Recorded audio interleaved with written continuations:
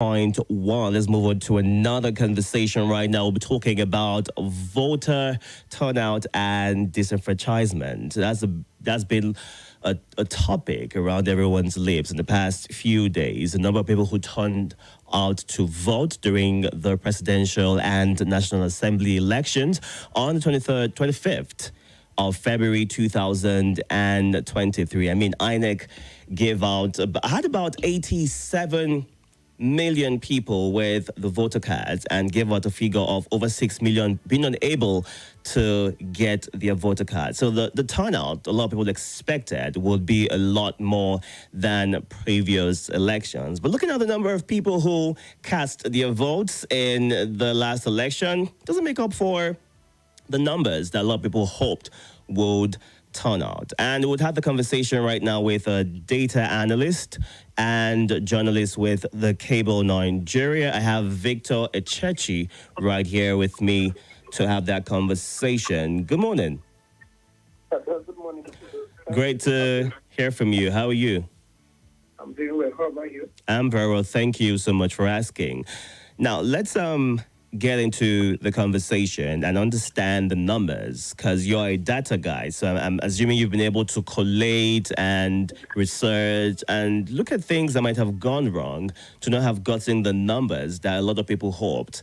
Also based on the reassurances that the elections were going to be free, fair, and the results will be transmitted from the polling units directly to the server. There's also the issue of people who turned out to vote or who turned up to vote on election day, but were not able to do that, maybe due to the late arrival of INEC officials, and we saw elections run late into the night or even the next morning being February 26th.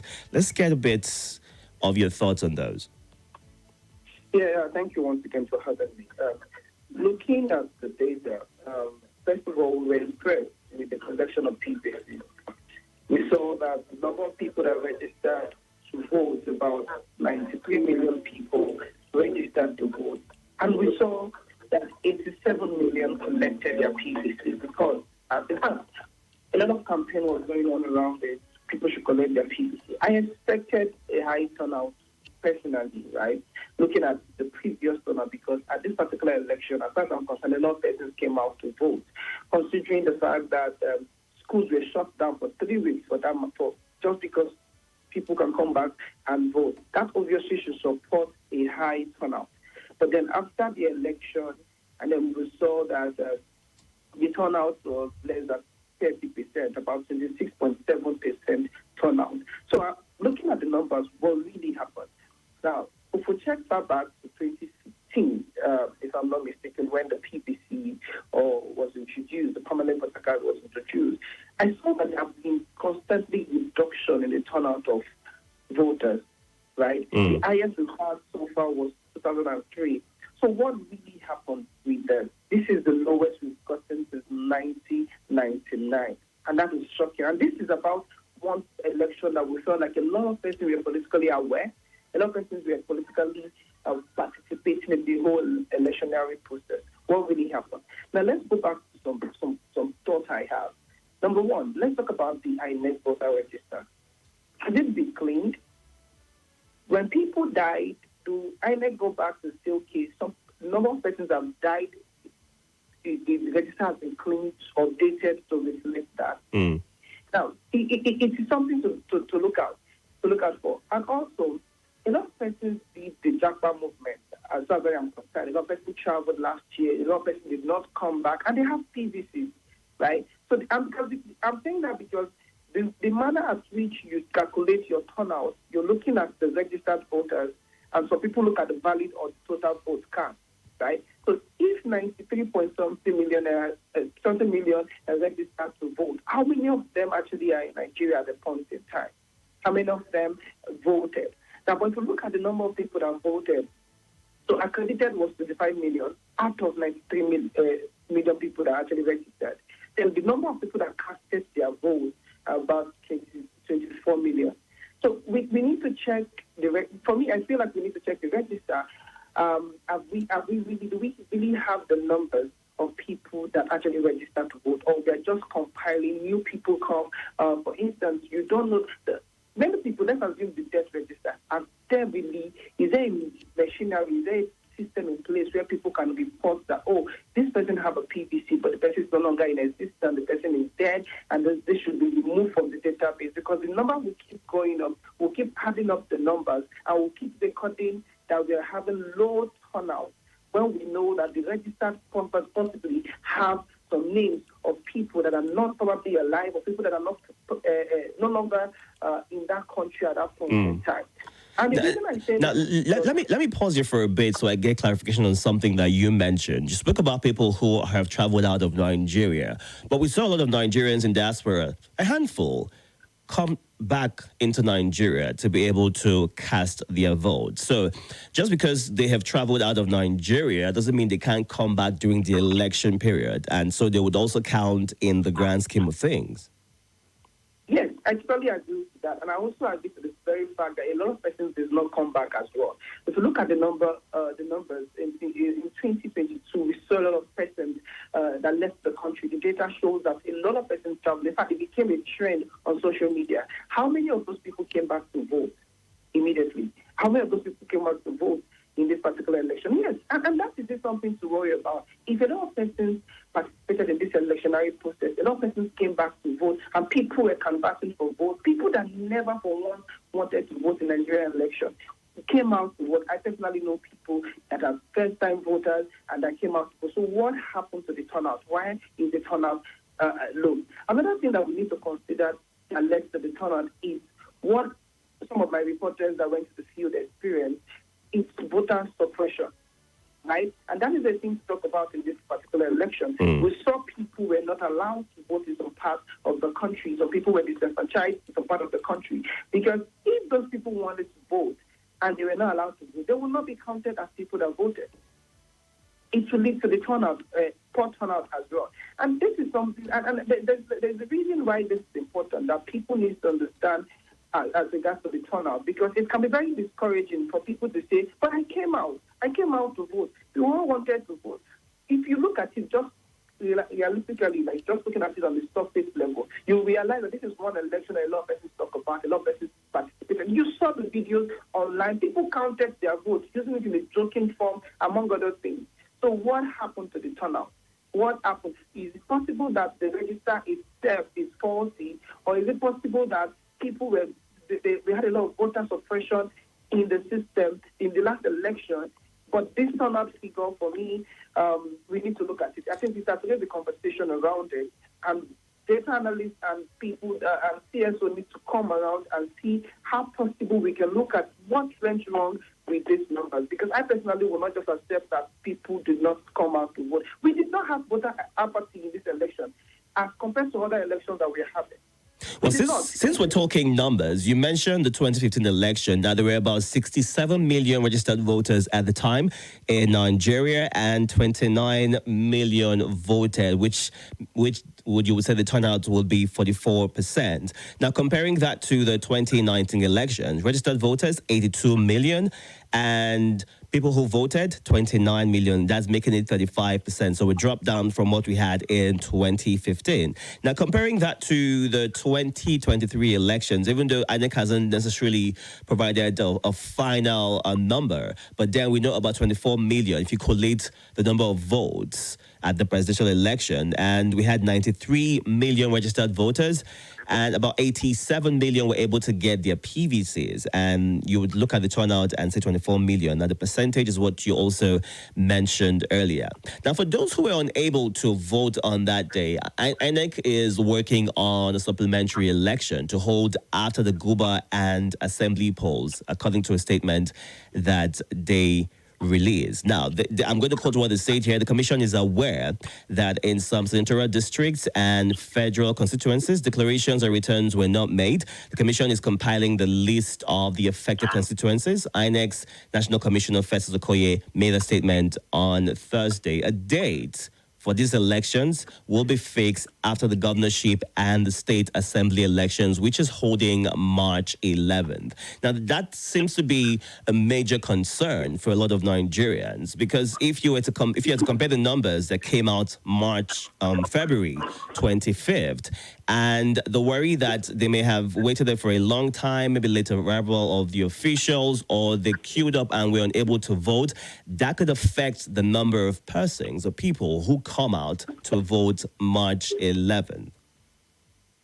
Yeah, that's a possibility in itself, right? As I said, a lot of persons, some people did not vote. We have voter suppression in some places.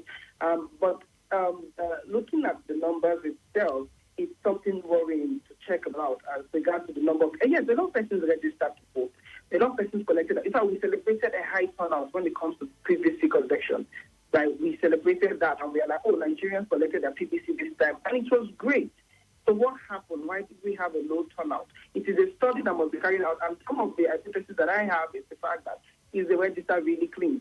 Because if we're using a particular figure to do the calculation, so how we show? Because it is also very funny that the number of PVC collected, 87 million, and then we're having people that voted to be about 54 million. The discrepancies in numbers, like it's not just even, could it be that some people have their PVC? Not even could it be, I have people that have their PVC that are present not in Nigeria, so they were counted. They have numbers they used to count to get this particular number. You get. So and that is something to worry about. I have a lot of friends that traveled last year, the year before, and they have their PVC. They couldn't come back, but their absence, they used to do this. You get, because, and the reason why I'm stressing this is that when you see a low turnout in terms of percentage and it's low, it wants to kill your spirit. It makes you feel like, oh, after all the noise you make during the electionary process, people still did not come out, right? It kind of discourages people to want to go out and canvass to participate in the electionary process. That's why I'm saying that there's every possibility that the reason why this thing we have low turnout, there are many reasons for it. It's not because people did not come out, but we need to start talking about these things so that people can get encouraged to get part in the electionary process, because it's very important and very democratic. Thank you. Let's talk about the cash crunch and the role it played in voter turnout. Because there are people who are registered in a different city or state or location and were maybe unable to get funds to travel to those locations prior to the elections holding, right? There's also the situation of those who did not trust the process enough, and maybe on that day they were in bed or they were playing football, as the reports have it, or just doing something else but going out to vote. There are also those who went out to vote were overwhelmed with numbers of persons that they met at various polling units, and having to wait in a queue long enough, they changed their mind because that was not moving as fast as they would have hoped that it would.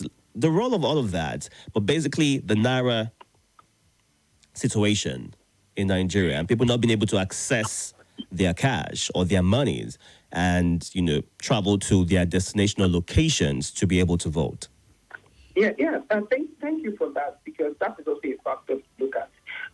Before the election, even now, not even before the election, we've been having issues with accessing cash, people being deprived to have cash and all that.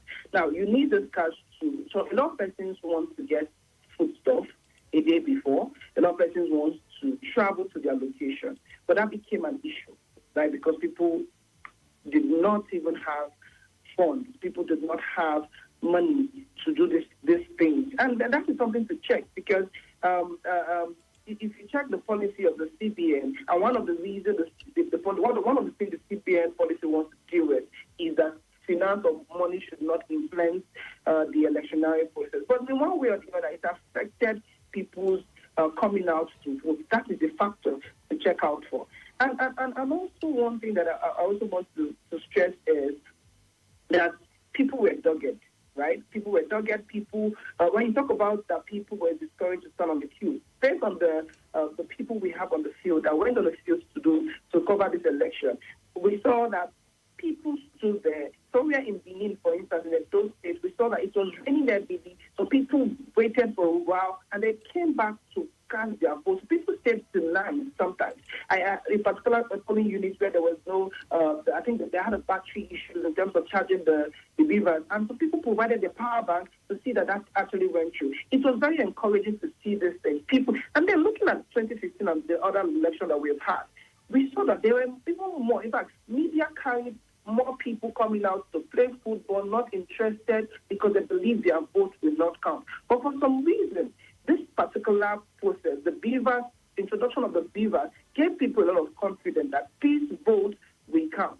These votes will count. And then what happened afterwards was the beavers be able to help them. The Harris Potter, they actually did justice to wanting to make people believe in the system. These are questions that we should be having post-election, because we also have another election coming up right now.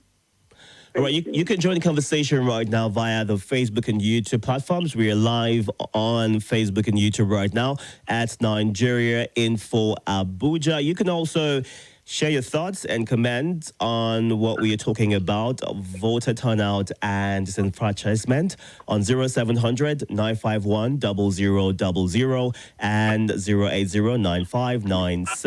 4869. On WhatsApp, you can send a message to 080 999 Let's take a few calls. Victor, please hold. Welcome to you. Are you there? Yeah, I'm with you. Yeah. Okay, it seems I lost that call. Good morning to you. Hello. Good morning. Welcome. My name is Godwin from Duse Sokale. Welcome, Godwin. Let's hear from you.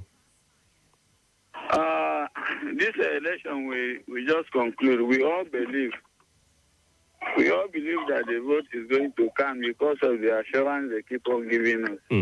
But at the end of the day, the failure of using, as they are afraid to use Viva, it pains me a lot because of the hope that we have, the promise they give us.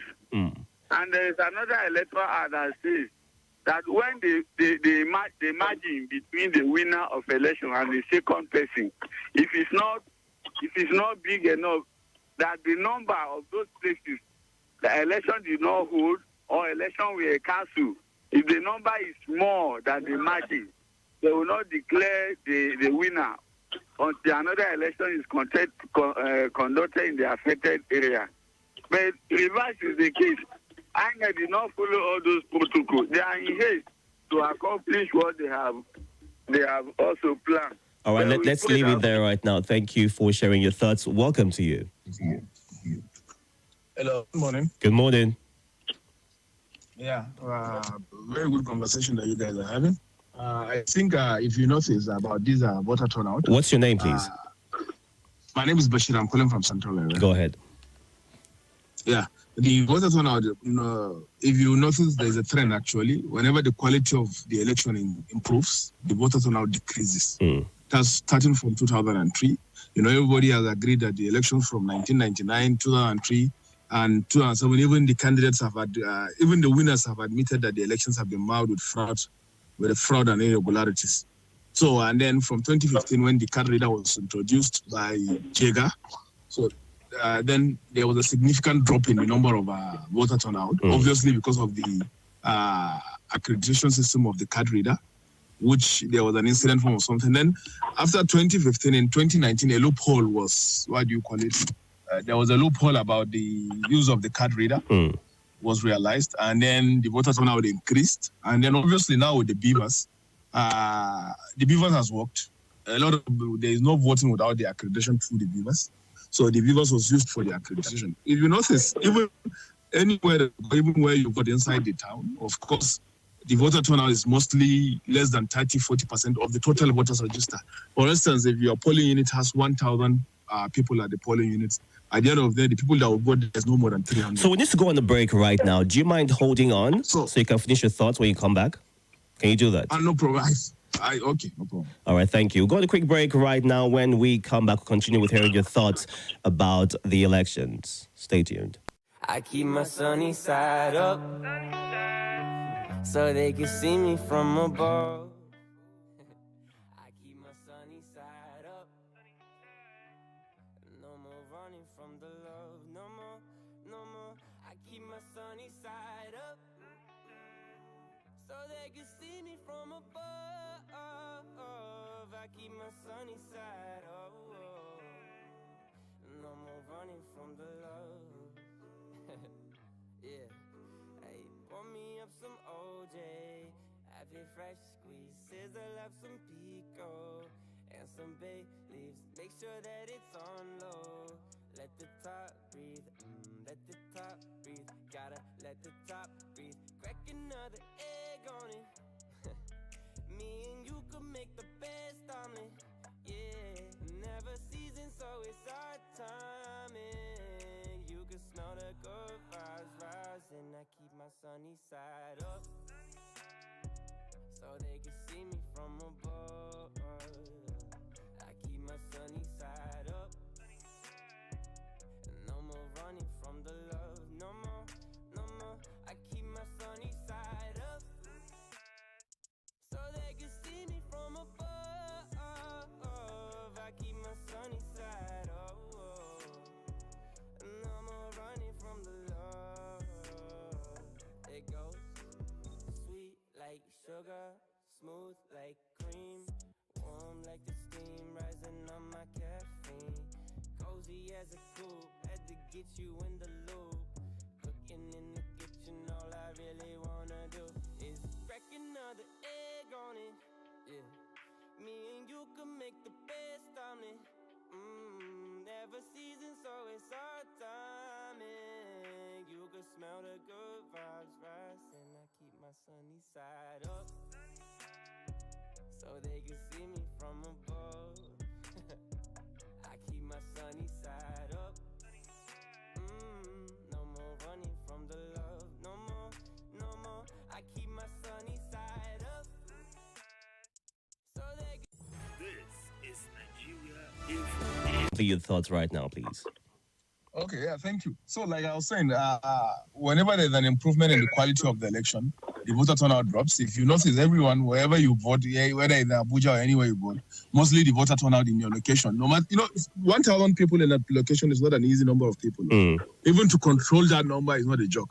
So, almost all our polling units we see from 750 to 1,000. But at the end of the day, the person that you see turning out, like in my own polling unit, you have 1,000 plus. We even took a number, and at the end of the day, all the people that the numbers that we took is 300. That's the maximum. So, and then so the quality of election actually improved. So it shows us that our data are faulty actually. And if you might notice, there are still multiple registrations. People having 2 or 3 voters cards. I don't know, especially in the villages and where people think like the voters card are your, what do you call it, meal ticket or something like this. So, and where politicians think they can use it to maneuver elections and other things. So I think the data is a faulty data. And then, of course, like your guest has said, the people who have died, people who have left the country and other things. So at the end of the day, if you end up cleaning up the data, we might end up with 60 million, what do you call it, Nigerians. So, which will have also be around that 40-50%, which is the normal, what do you call it, average turnout everywhere around the world. Yeah, so I think the turnout, I think it's though impressive, but there's no way that you can see 1,000 people, even in the videos that they're showing. If you see 1,000 people packed in a place, that's not a joke, actually. All right, let's leave it there. Thank you so much for sharing your thoughts. Thank you. All right, have a great morning. Victor. Yeah. Now, he mentioned something about when the technology improves, right? There's always a drop in the turnout and the numbers that come out to vote. Comparing that, sharing your thoughts on that, do you think that is true, and why exactly does it play out that way? Well, for me, I've not been able to verify that, but there is an hypothesis to that in the sense that once technology is involved, there's a system of cleaning that happens to the system. Victor, we're unable to hear you clearly. There's a bit of a disruption in your sound. Let's see if we're able to have you move around. Let's try this again. Go ahead, please. Can you hear me? It's improved now. Go ahead, please. Okay, so what I'm saying is, when technology is involved, there's this assumption that it has a way of systematically cleaning the process. And we saw that even INEC himself, as an institution, said that with the introduction, they had a cleaning of the register, and they were able to, there was a time on social media where people were saying that young people were on the voter register, like the average. So INEC did the cleaning of the register, right? So, there might be an improvement coming in future process. And I think this is one thing we need to also understand, that our democracy is progressing. the INEC as an institution is progressing in terms of trying to introduce new technology and methods to actually actualize their goal as an institution or as a commission. But I don't know if to say that, can we categorically say that, because of the use of beavers or PVCs, and that is why there's a drop in the turnout. But the truth is, from the data that we have, seen from 2016, 2019, and we saw continuous reduction when the PVC was introduced. Of course, we have had the reduction before, right? But so what really is the cause of this? Until we do systematic analysis of this particular system and INEC system, we might probably not be able to get answers to this question. All right, let's get a few more feedbacks right now. Welcome to you. Good morning. Good morning, Itodo. Good morning. This is Engineer Ola. Welcome, engineer. Go ahead. Thank you for the conversation. You see, what I want us to put is that, when they say people are disappointed, it's not as if maybe people are disappointed about declare somebody winner. But, I was watching a news channel. They keep playing back what the INEC chairman said. When they were even saying that, when they were even asking him that you said that we are hearing rumor that you are going to bypass the online process and all of that. He said that is fake news. That is fake news. That the result is going to be on real time. That is what disappoints a lot of Nigerians. And when the process of the collation of the results was ongoing, when they were calling the attention to all these issues, he said that the process has to keep on going, and after they collect everything, they will review. All of a sudden, for him to not declare a winner, that is what disappoints a lot of Nigerians. I know somebody has to win. See, we know one person has to win. There has to be a winner. Let me use an example of a football. There was a match that happened at Arsenal. The referee was supposed to. So Arsenal, at the end of the day, they were angry. So even the coach said, he doesn't want sorry. He just wants his 3 point back. But they didn't give him the 3 points. The match is gone. The referee has to resign. I think he resigned or they fired the referee. So the damage has been done. Now, just so we don't go on with this over and over again, what was the voter turnout in your location, and did everyone get a chance to vote? Let me use an example of my neighbor. My neighbor was out, I think around... I'm speaking about you right now. You, yourself. Did you get a chance to vote? I didn't vote. I didn't get a chance to vote. That's it. All right, Engineer Ola, thank you so much for sharing your thoughts. Looking at Facebook right now, we're live on Facebook and YouTube at Nigeria Info Abuja. And Engineer Okeles is asking a question. Can the Senate explain to me what transmission of results electronically means, and why was it not done in real time? That's a question right there. And this one from Sopoluchuku D. Good morning. I feel like INEC could have done better in the elections, just like they promised. Welcome to you. Good morning. Hello, good morning. Welcome. This is Emmanuel calling from Yanya. Let's hear your thoughts, Emmanuel. Yes, just a quick response to some of the contributions. I think it's important that we begin to have a paradigm shift. How do you gauge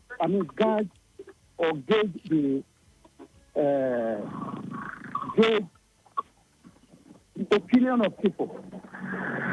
How do you know what the wishes of the people are? You said the election is for the person co-anchoring with you there. So I'm trying to understand what you're getting at, because what we're talking about right now is voter turnout and disenfranchisement. All right, so share your thoughts within that line so we get to the point, please. Thank you very much. Voter turnout, to agree with me, is massive and impressive. Comparing it with previous elections. But he's saying that some people died, other people double registration. What happened to the 10 things that INEC promised that have happened? That we have a genuine, authentic voter register. Is it calling that to question? Your correspondent went all around. There were no youth playing football in the field and open spaces during this election. Some reports have that. So it's part of the collation process to understand the data. So don't take that out of context. It's part of the reasons why some people weren't able to vote or give reasons for not wanting to vote because they did not trust the process. So putting all of that together is trying to understand the reason for the voter turnout and how things played out in the elections. All right? Zero. Yeah. Yes. But I am saying that we have less of that during this immediate past election, which means voter turnout was impressive. So why the drop in the total number of voters compared to other elections? What I'm driving at is that there must have been some suppression somehow, not allowing the wishes of the people to fully be expressed. Have you seen jubilation around about the election result being declared? Unlike the previous election, that was the wishes of the people. You see the number of jubilations during the 2016 election when Buhari first came into the saddle.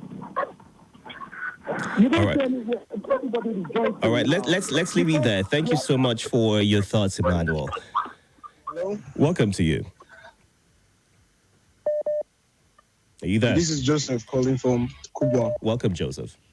The voters turnout for this election was massive. It was really massive. Like where I voted, you can see a lot of elderly people in Abuja here that I even thought they are in the village. Grandparents came out in their hundreds. Then the younger ones, the youth that was there were in their thousands. Like we came out. But what I'm saying is that INEC had 4 years to prepare for your connection, your sound is distorted. Can you repeat the last few things you mentioned? So we're starting, we get everything you said. Yeah, can you hear me? It's a bit improved. Let's try this. Okay, can you hear me now? Go ahead, please. Okay. Yeah, I said INEC, they had 4 years to prepare for a day service, a day work. But they disappointed a lot of us. Okay, they were budgeted about 100 billion or 400 billion, according to the news, to prepare for this election. Could you imagine that their staffs, if they don't have an ulterior motive, their staffs are supposed to be in their polling unit at least two days to the election. They can give them money to load those to wherever they are conducting the election. Then, let's say before 6 a.m., they have set up their ballot box. The beavers, everything is set, waiting for the people to come so that they can start voting by 8. Could you imagine I go to my center by 9:30? INEC, they are not there. When they came around probably 10:30 for an event, a day event. You guys have already had all the time in the world to prepare for this very important event that you know that the whole country rely on. I could remember then before the election, they were like, okay, they have some few days to go to election. Everybody should come out and vote so that we can decide our leaders. Since we are tired of what the leaders have been doing, knows. So everybody prepared for this election. We came out. They started failing from the time. Look at the time they started. All right, let's leave it there so we can give room to others to call in and share their thoughts as well. But thank you so much for calling in. Have a great morning. Welcome to you. Good morning. Hello, good morning. Welcome. My name is Chimezie from Germany. Go ahead, Chimezie. Mr. Temidi, the truth is that the turnout is very massive. Okay, let me give an instance. I voted in Saburi Residential District. As early as 5:30, 6 o'clock, people have convened waiting for INEC officials. And was around 10 was when they arrived. I didn't, the electoral process, they made it difficult because I know INEC rule is they accredit you, you vote at the same time. But in our own polling unit, you use the delay tactics, which at the end of the day, many were disenfranchised. They will accredit you, you will go and queue again. Did that happen at your polling unit? Sir? Did that happen at your polling unit where you get accredited? It happened. At your polling unit? I was a victim. At the end of the day, more than 2,000 people that were accredited, we couldn't vote. They promised us that they will come on Sunday morning for us to vote. Where is this polling unit? Taburi Primary School, Taburi Residential District, opposite building materials market. You can come and do a confirmation. I myself am a victim. We were accredited. I was snapped with the Beavers machine that we should go and queue again. That the next Sunday morning that they will come. But nothing like that happened. More than thousands of people. I myself, I left the polling unit at around 11 p.m. in the night. Many left there at 2 a.m. So people turned out to vote. But the INEC, directly or indirectly, differentiate people. And all right. It's not good for our upcoming elections. All right. Thank you very much. Victor, let's get back to you right now and get to understand where people got accreditation, but were unable to vote, or they were told to come back. And there are people who would not turn up again because they've had to queue for a long time, and then having to join that queue again just so that they can vote. That could affect the numbers. Yeah, so that's actually a fact. It can obviously discourage people to come out to vote. I can't confirm what he said, but that was his experience according to him. And if that happens to him, you can imagine if that also happens to a lot of persons in different parts of the country, right? And if that happens, this is what happens. You are accredited, but you are not counted as people that voted. It means that it will not be recorded because the voter turnout will be used registered voter and total vote. Right, it will not be calculated as people that actually voted to even increase the turnout, right? And let's talk about this. One of your column mentioned something about INEC coming late and all that. The truth is, the issue of logistics have always been one issue of INEC, right? And because being a person that I've actually worked with as the presiding officer for INEC, I totally understood that. So let's go back to. You wake up very early in the morning, you are close to a particular local government. Understanding also that not everywhere in Nigeria is developed. So you might want to look the Abuja and use Lagos to compare that. There's some communities that is very, very remote. I remember when I worked with as a presiding officer, we were literally in a school, an empty school or a church or something, and that was where we stayed. We woke up very early that day to go out to vote, to our polling unit. But what happened that day? We saw that, the tire that the bulb that we used, the tire got had issues. These are the things that contributed to delay as when we got to the polling station. And why that logistic can be solved, I'm not even only good for INEC, but I'm only saying that, you see, in getting a better country, in having a good electoral process, Nigerians need to do well as well. We have a part to play. We have a path to follow due process. So we need to get to the point of our life whereby we are more in tune and in support to achieve whatever INEC wants to achieve, believing that whatever INEC wants to achieve is actually good. Now, the issue of Beavers, the issue of uploading of results, last Ekiti election and Osun election, INEC experimented the Beavers and the IPOA portal. Beautiful. I was on the system. I was seeing results coming in. My team that was on the field and my team, it was the test run. People felt this is the life changer. Because the truth is that the results were coming. I think, if I'm not mistaken, the results was even announced before 12 that day. In fact, the results were uploaded. I was impressed. What I did tell is to click a particular polling unit. I'm going to say a screenshot. I will write down the data that was there. It was beautiful. So I just felt like they want to use it at the national level. But what I suspected happened is maybe they did not even foresee that a state is different from the country.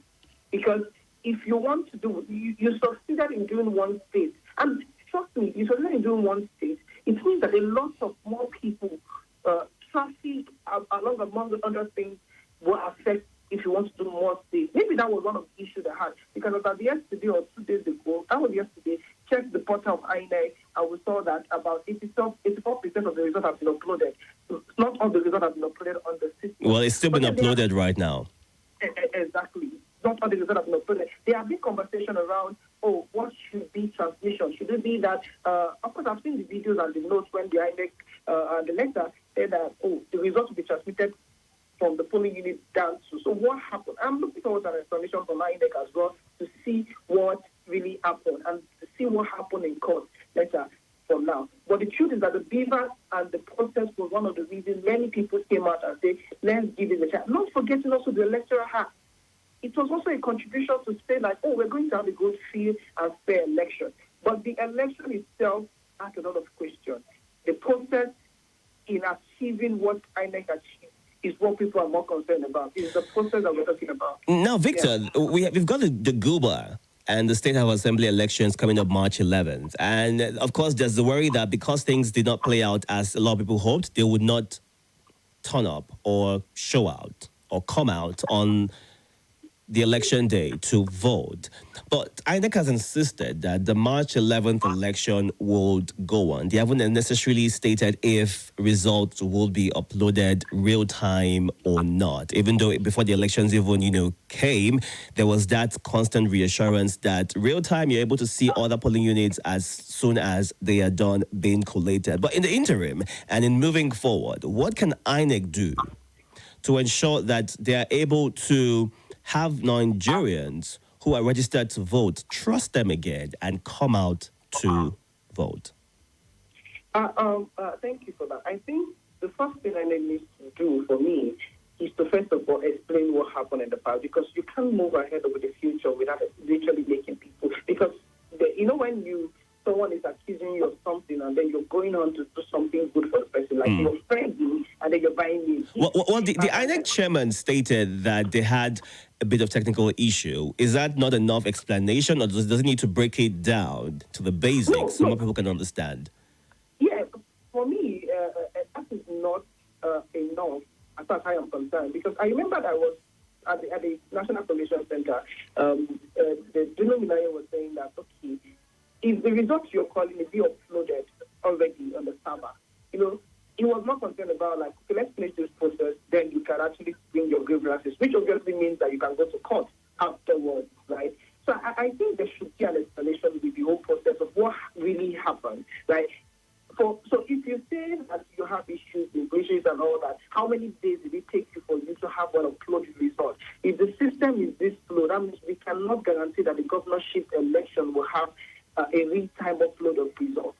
So we need to be sure. We need to have a reassurance on that particular aspect. As far as people coming out to vote on that particular election, I think that if I have to tell Nigerians is that, you see, Nigerians belongs to every one of us because we are Nigerians. And I think that we shouldn't in any way get discouraged. It can be very frustrating. I won't lie to you. I was talking to a very, very close person of mine. I encouraged her to go and vote. I told her you need to go and vote. And she went and voted.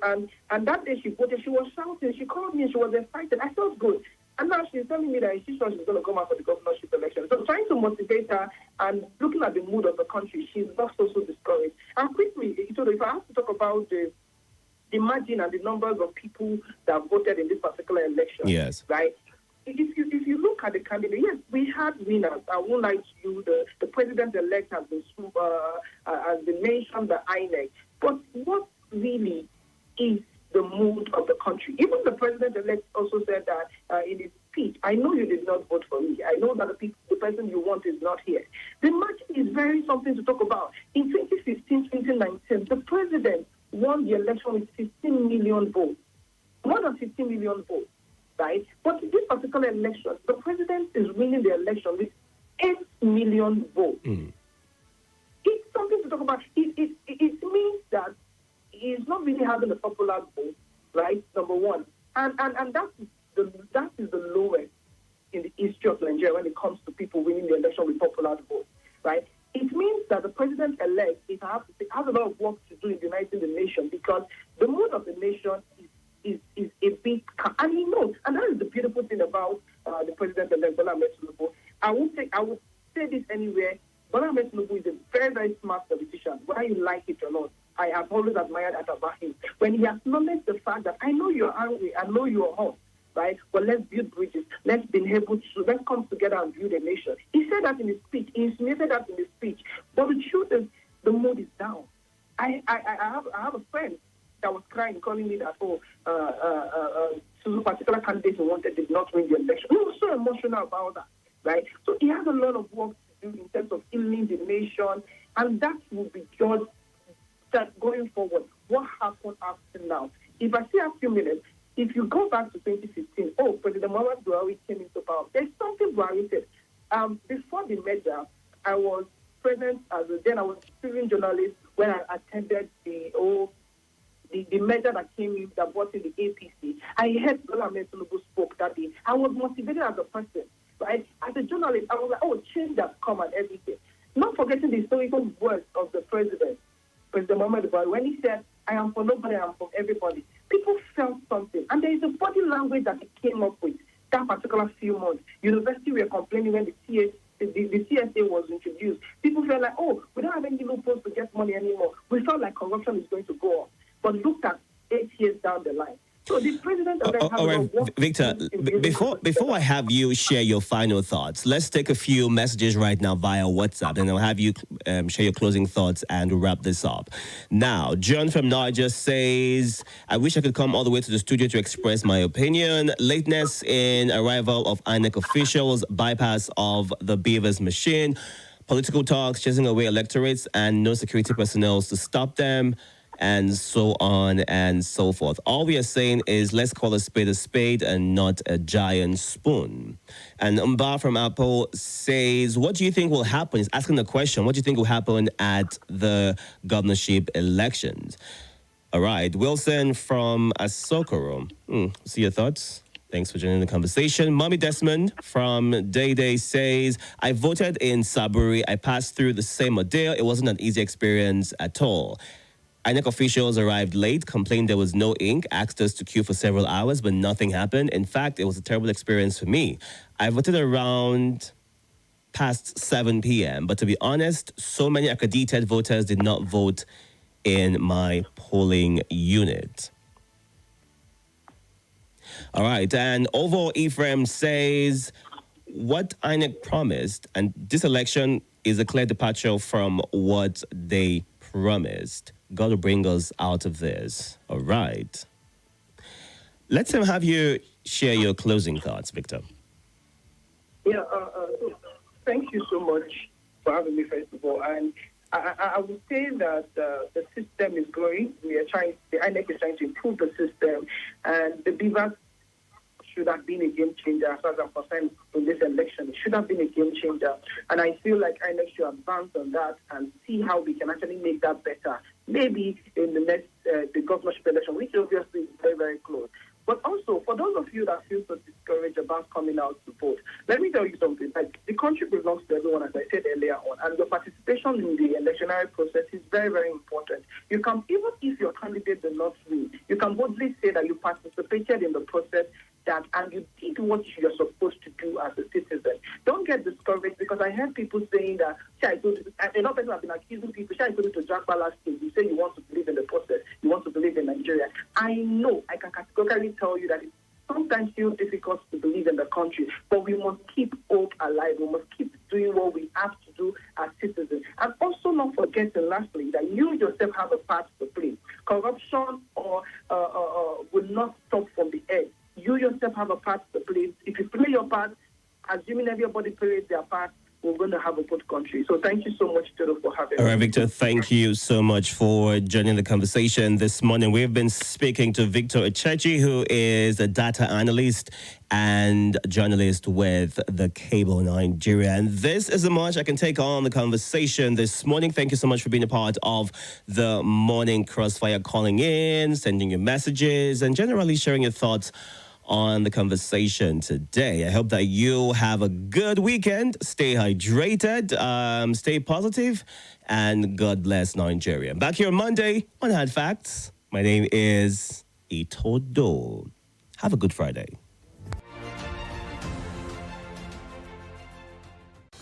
Hello, my name is Kimberly Nwachukwu. I'm the host of Hard Facts, and I bring you the biggest stories driving conversation every weekday here on 95.1 Nigeria Info Hard Fact Show. I love to get your opinion and conjectures, but the facts you cannot dispute here on Hard Facts. Join me and let's talk. Nothing breaks the